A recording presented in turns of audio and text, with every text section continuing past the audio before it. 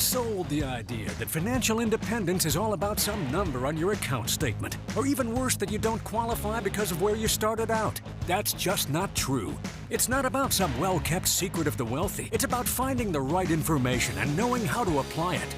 On the Get Ready for the Future show, we're answering your questions so you can start making real financial change today. The journey to true financial independence begins right here, and it starts with you.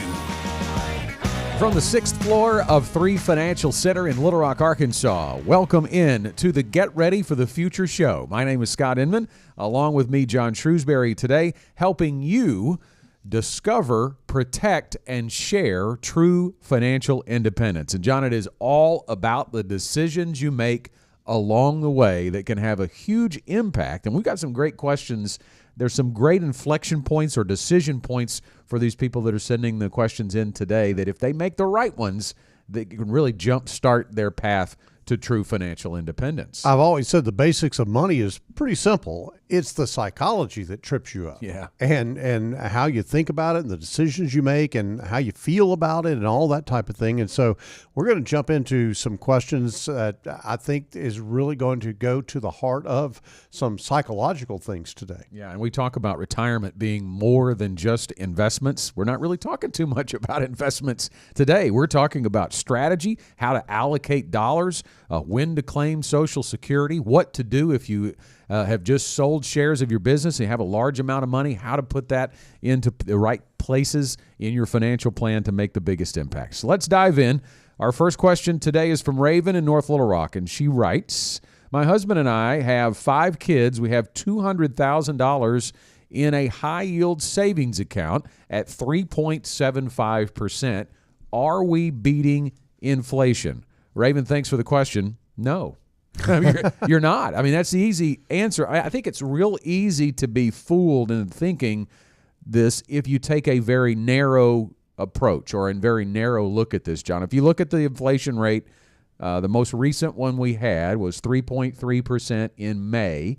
So obviously that looks pretty good on paper. 3.75% in a high-yield savings account, 3.3% in the inflation rate, which is measurement of year over year from last May.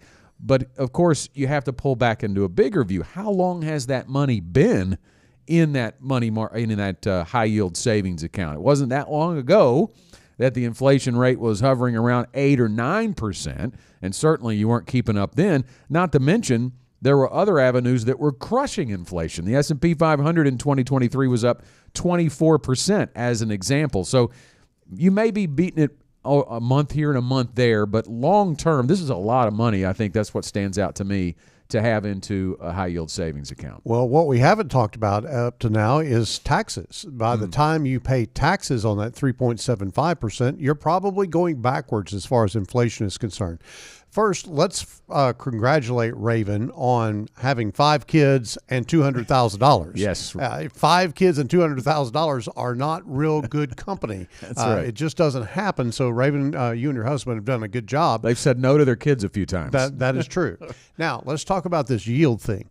It's interesting, Scott, that high-yield savings accounts have become a buzzword since interest rates have popped up.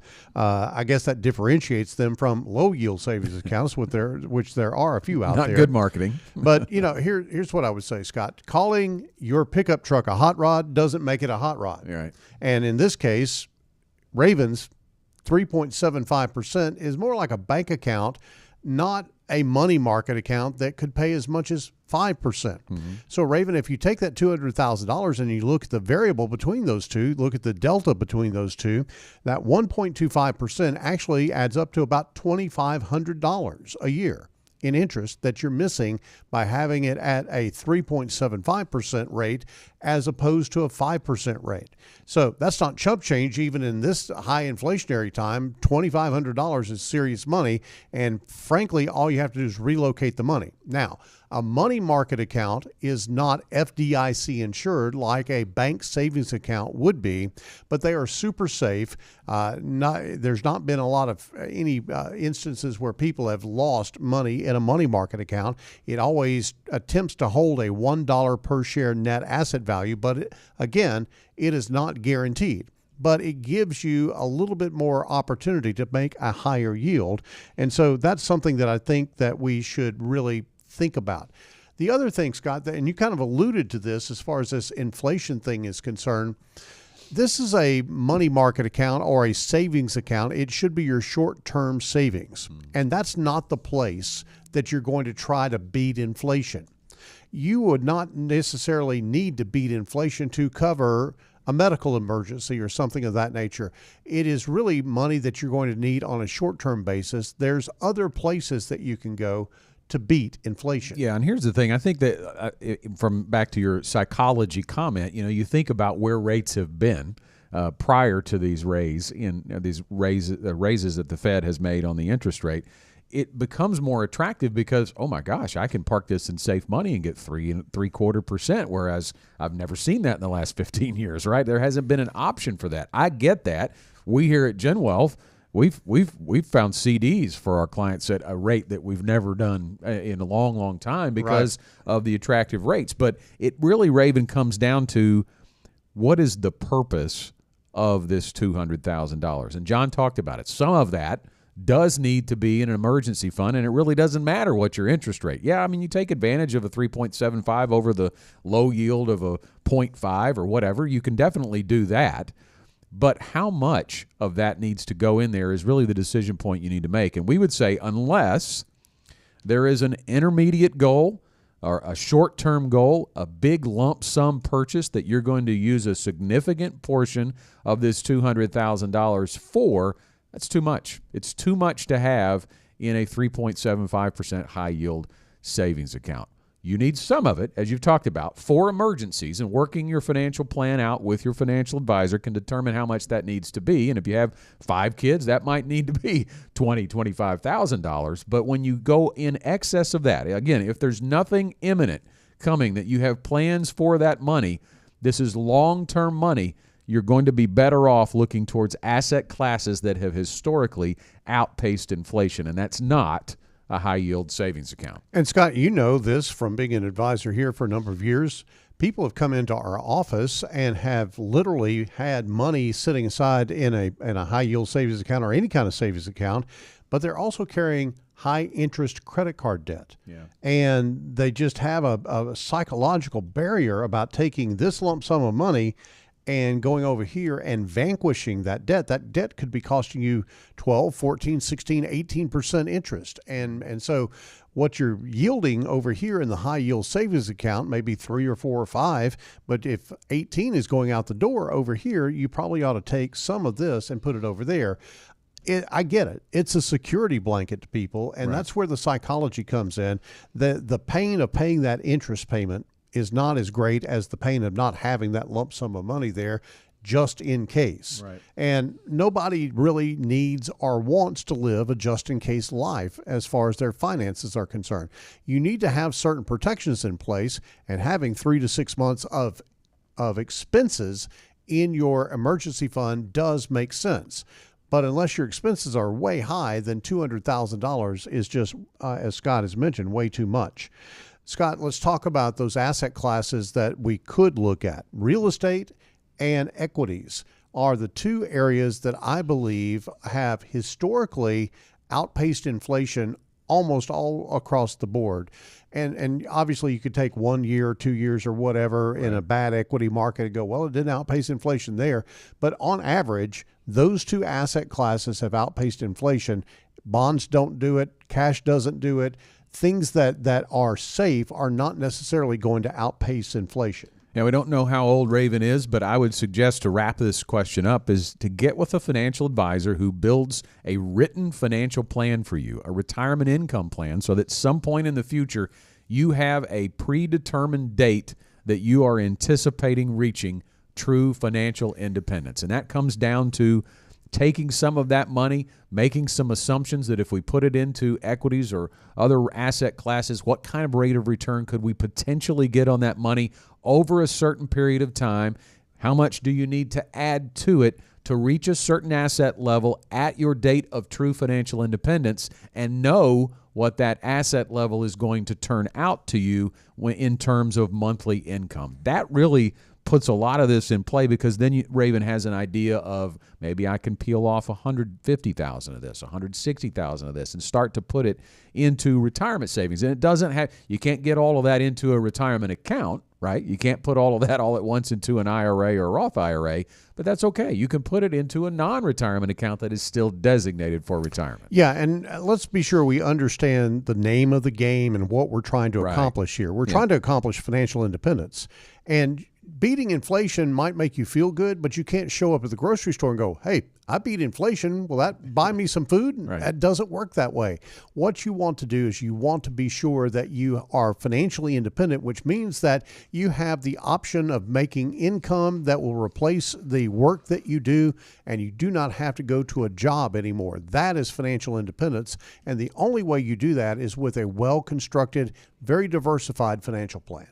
All right, Raven, thanks for the question. We'd also encourage you to download our free guide. This is for Raven or anybody who wants to know some steps to take to reach financial independence. We have a free guide, 7 Steps to Financial Independence. You can get it by just texting the word STEPS to 501-381-5228 or visit getreadyforthefuture.com/steps and get that free guide. Give you some great action steps to take to work towards financial independence.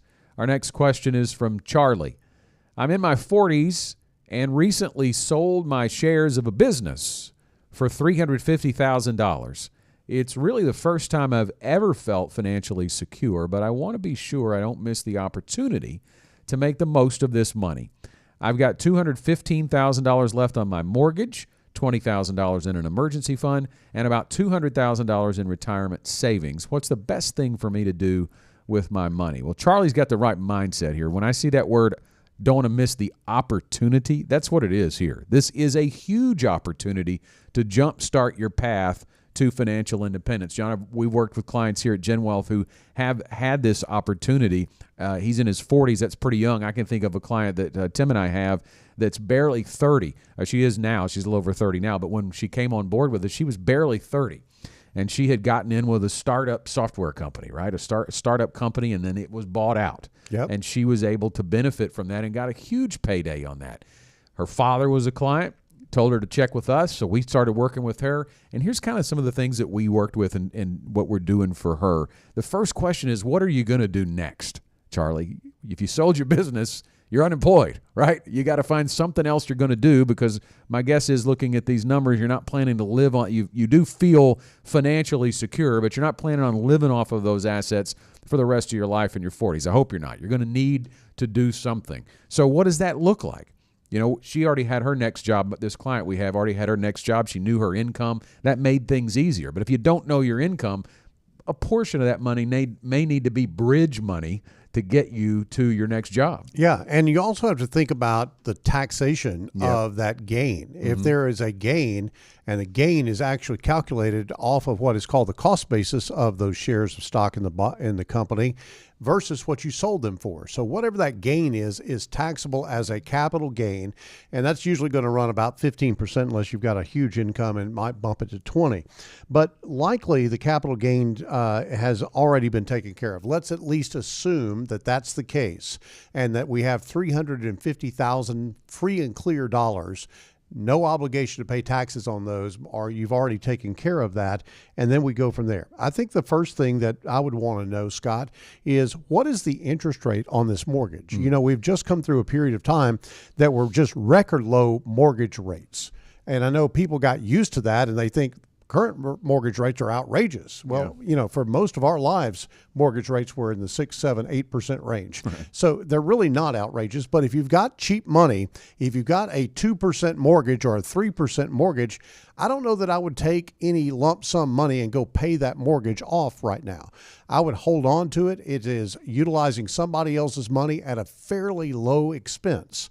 And if you're down to $215,000 on the mortgage, the amortization schedule may not have you paying that much of a payment in terms of interest versus principal. Mm-hmm. And so I think that's number one thing that I would look at is, let's see where we are as far as the mortgage is concerned. And I think the second thing that we would go to to is that emergency fund. Yeah, and I think, John, too, just from a very simplistic way of looking at this, when he has $20,000 in an emergency fund and about $200,000 in retirement savings, if you take that $350, assuming that, again, is after-tax net revenue or net to you, and you use 215 of it to wipe out a mortgage, you're not left with very much. I think the math just doesn't work, right? You don't. Right. You need to get a little bit more working for you as opposed to putting it down on that mortgage. You know, back to the income question. Also, are you gonna start a new business and need capital? You know, that would suggest to me you need to keep some of this on the sidelines too,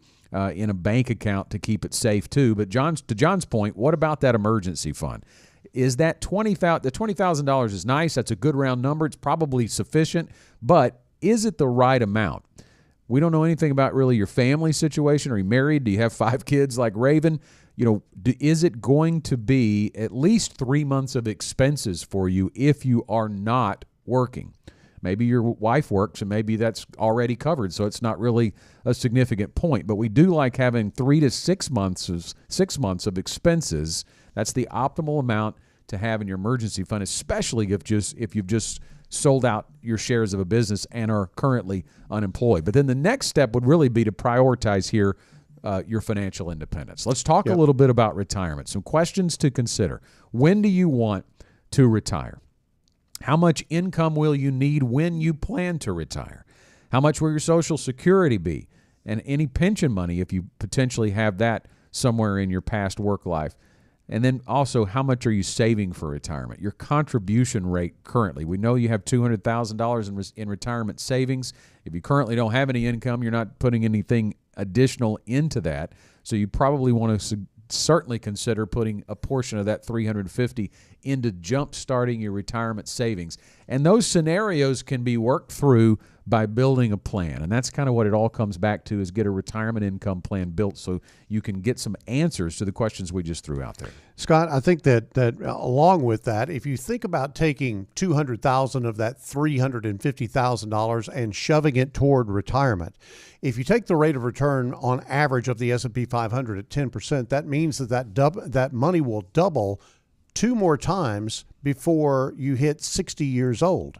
And so $200,000 today would turn into $400,000 by the time that Charlie is 52 years old. And then 57 years old, Charlie would have $800,000 extra in his retirement. Now, I don't know, as you said, what are you contributing? You know, what kind of rate of return are you getting? Where's it invested? All of those things. But, I think that $200,000 at 45 years old, let's say, needs a boost. Yes. I think it definitely needs a boost, and you could get a pretty good boost by taking some part of that lump sum of money and dedicating it toward retirement. You know, like we were talking about with Raven too, John, it's not all going to get into a retirement account. This is going to need to be non-retirement dollars with a portion of, if not all of, the $350,000. The plan will dictate how much. But there are some tax-deferred vehicles that he might consider as well as being an option, because the other problem with this, when you put a lump sum into a non-retirement account, if there's some trades going on over a significant amount of time, it's going to be a tax issue. Yeah, you're going to water down your return, if you will, your overall net rate of return to you by having to pay taxes on any gains that you get or any positive gain that you get from a trade or whatever the case may be. So a tax-deferred vehicle like an annuity product could give you the opportunity to tax defer that money. And also there are types of annuities that would actually create an income for life that is tax favored, meaning that part of the payment that they would pay you during your retirement would be tax-free because it's a return of principal, and part of it would be the gain that you get on that annuity contract. That would be taxable, but it overall lowers your taxable income in retirement. So not thinking about this in the short term, but thinking about it in terms of the entire context of your retirement, what is the best thing to do? That is certainly an option that you could explore. This is our question of the week. Charlie, congratulations for sending in the question of the week. And we thank you for reaching out. We'd love to send you one of our Get Ready for the Future show tumblers. You can see, if you're watching on our video version of the show, you can see me holding one of that. We like to drink out of them here on the show.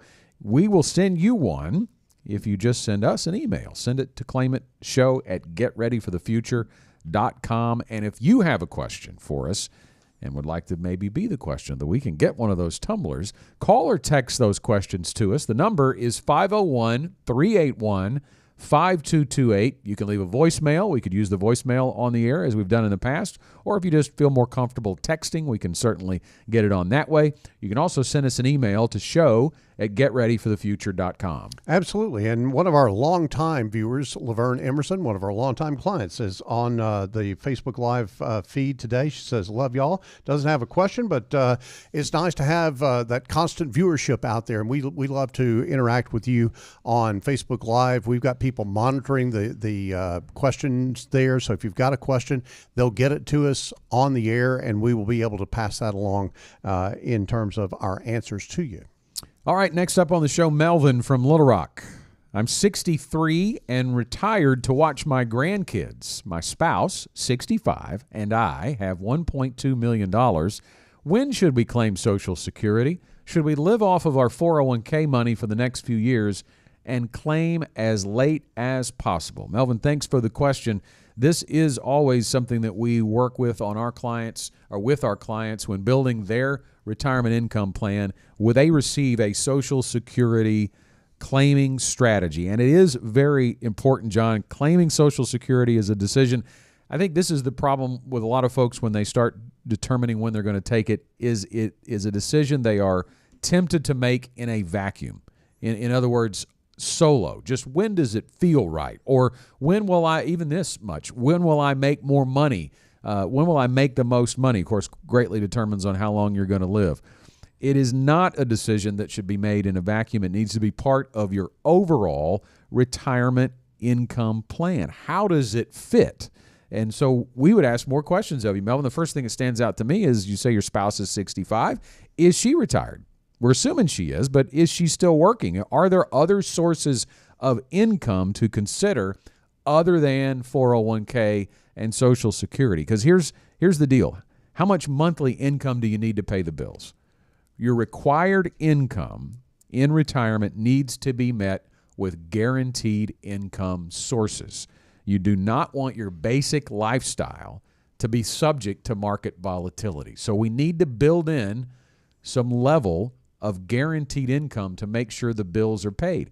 If there is no pension, if there isn't any employment income, Social Security may be the only thing that we can get in to build that floor of income. And the timing of Social Security has a lot to do with, as you've alluded to, Scott, a number of factors. One of them is how long are you likely to live? What is the longevity history of your family? What's the longevity history of your wife's family? Because that does kind of inform a little bit of a decision that you would make in the assumption that if your parents lived a long time, you would probably live a long time. If you have some sort of major health problem that could shorten your life expectancy, then that's going to change the decision-making process on Social Security. So longevity is a big deal. Do you have any debt right now that you need to get paid off in the next few years? Or would you actually have, let's say, a mortgage paid off in 3 or 4 years, and then you've got a lot more breathing room as far as your income is concerned? What do your actual benefits look like? Claiming now will lower your benefit as compared to claiming it, let's say, at your full retirement age or at age 70. So understanding what those work history benefits look like. Of course, Social Security calculates their benefit based on the highest 35 years of your earnings. And so understanding what your full retirement age benefit looks like, what your 62 age benefit looks like, and what your 70 age benefit looks like is really going to help in determining what the right thing to do is. Of course, he's talked about 401k, and Scott, those two kind of interplay together.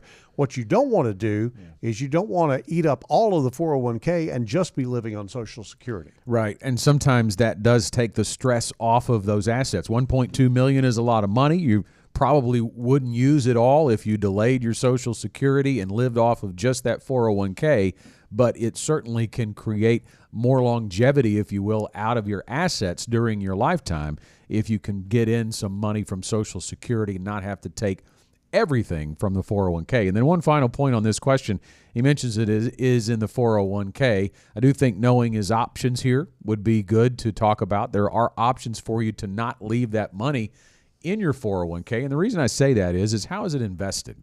Because when you start talking about living off of your 401k or taking distributions from it in any way, first thing you got to know, and you probably do, is if it was put in pre-tax, it's going to be taxed, right? It's going to be taxed at ordinary income tax rates when you pull that out over a monthly, on a monthly basis or an annual basis. So it just fits into your overall income in any given calendar tax year. So how much you take matters, right? How much you take determines how much you're going to be taxed on because of our tax bracket system from the federal government.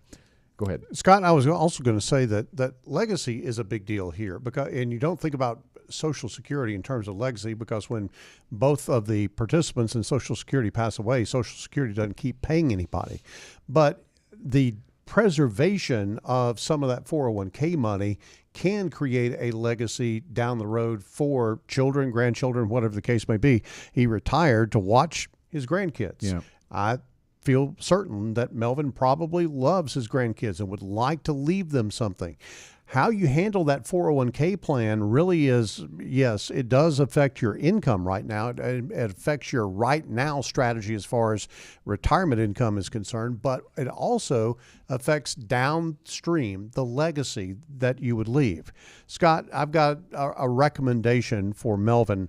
I think that doing what we would call scenario planning, running some analysis at taking Social Security now, taking Social Security at full retirement age, and taking Social Security at 70.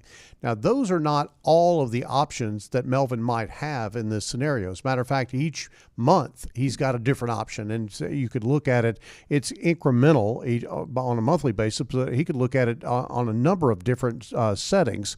But those three, I think, would give him the opportunity to lay it down in front of Melvin and his spouse and go, okay, here's what this would look like if you do this now. Here's what it would look like if you do it later. Here's what it would look like if you waited until age 70 to actually get that done. And that's something that a financial advisor can help with. They can accomplish by sitting down and really kind of going through what we call the ready to retire process.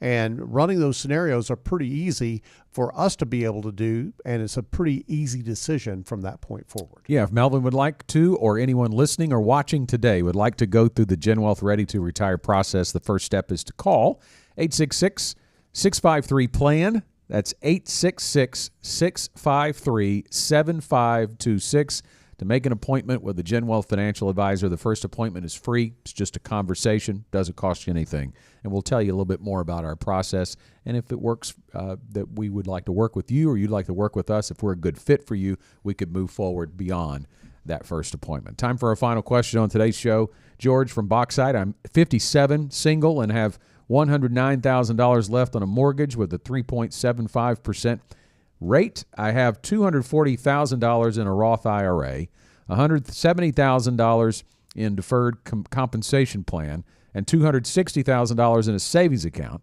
At 62, I will receive a pension of $35,000 a year. I plan on taking, that actually has got an extra zero in it. I hope that it's not, that would be a really good pension. But it's $35,000, I'm sure. I plan on taking Social Security at 67. My question is, should I pay off my mortgage before I retire? That was kind of part of our answer in a previous question. You are likely, I think, John, it's good to point out here, he's on a pretty good path to do that anyway. Yeah. With only at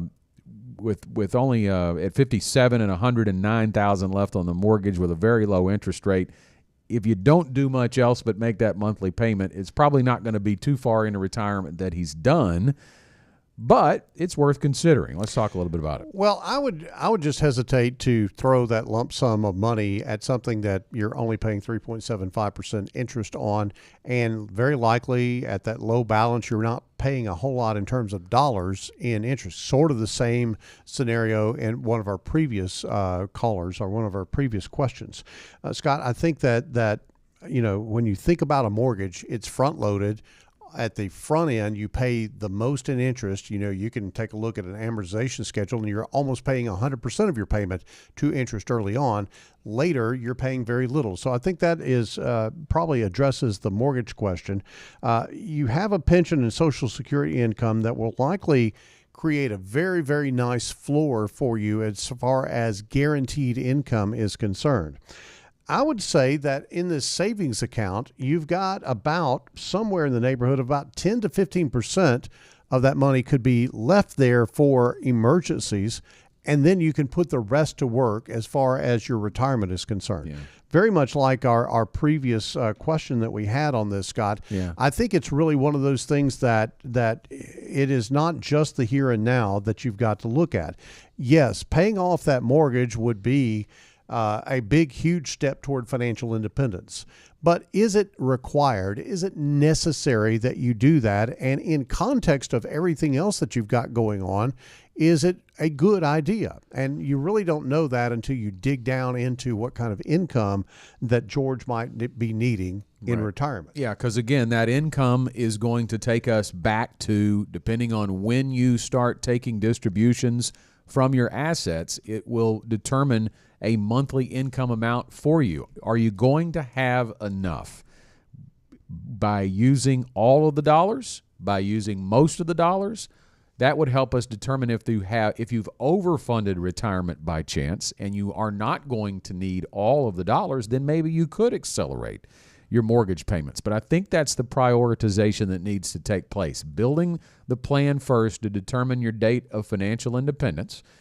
If your income is adequate, or if it's more than adequate, let's say, if it's going to be the retirement that you want and with less dollars than you actually are going to be on target to have, maybe there's some you can peel off. And I think about that deferred comp plan too, because oftentimes there's a very structured payout schedule on that deferred comp plan that may have to come at him at a pretty fast clip. Yep. It's going to probably get hammered on taxes. So I think working with a financial advisor on determining if you have options on how to take that, what the best payout schedule is for you. But if that's coming at you over like a 5-year plan, it may make sense to use some of those dollars to dig into that mortgage. Yeah, I would think so. And also, the best news that George has as far as his retirement is concerned is he has a lot of money, $240,000 in a Roth IRA. Mm-hmm. Roth IRAs are great. Roth IRAs are tax-free income at retirement. Roth IRAs do not cause you to pay more in Social Security tax, unlike regular IRA income can. And so there's a lot of leeway there. But it's a pretty complex situation we've got going on here, even though he doesn't have anything real strange in his setup, but there's a lot of moving parts. And I think that's really key here, that if George can sit down with a financial advisor, go through all of those moving parts, have a real clear understanding of his objective, what it is he's trying to do, what it is that he is wanting to accomplish in retirement as far as income is concerned and those types of things, then they can work backwards and go, okay, here are the steps that make sense for you to journey toward financial independence. A lot of decision points, as we talked about during the opening of the broadcast, that these questions, the people who are asking the questions have in front of them that can make a huge impact. But again, I think the thing we kind of hammered home today, if there was an overall theme to the show, John, was the prioritization of those decisions. Yes. And as we get into the final thoughts, financial independence, I think for all of these folks is the goal, even if they don't maybe realize it because they're focusing or being fixated on beating inflation with a high-yield savings account or getting rid of that mortgage at all costs. Yeah. It can't be made in a vacuum, those decisions. Absolutely. And I think when you understand how much psychology and how you think about money affects directly the outcomes that you have, then you will just almost force yourself to take a broader perspective on what's going on with your finances. Taking anything into account, all of these things are factors in your retirement. but understand what the name of the game is. As I said earlier, the name of the game is creating enough income for you to step away from your job and not ever have to worry about how you're going to pay your bills again. That is true financial independence. And so many people miss that because they're distracted by some shiny object, chasing a rate of return, whatever the case might be. I want to return to our GenWealth Ready to Retire process. If you're listening today and you need help making some of those decisions for your financial future, retirement is more than just investments. We are holistic financial planners here at GenWealth. We'd love to walk you through the Ready to Retire process. And to get started, all you have to do is call toll-free 866-653-PLAN. That's 866-653-7526 to set an appointment with a GenWealth advisor. That is all the time we have. We're out of time again on the Get Ready for the Future show. We'll be answering your questions again next week, though, so if you have one, call or text them in. The number to call or text, 501-381-5228. We'll see you again next time. The GenWealth Financial Team is available to you 24/7 at info@getreadyforthefuture.com or call our offices at 866-653-PLAN. That's 866-653-7526. You should personally consult a financial advisor before making any investment, and no strategy can assure success. Securities offered through LPL Financial. Member FINRA SIPC. Investment advice offered through Independent Advisor Alliance. Independent Advisor Alliance and GenWealth Financial Advisors are separate entities from LPL Financial.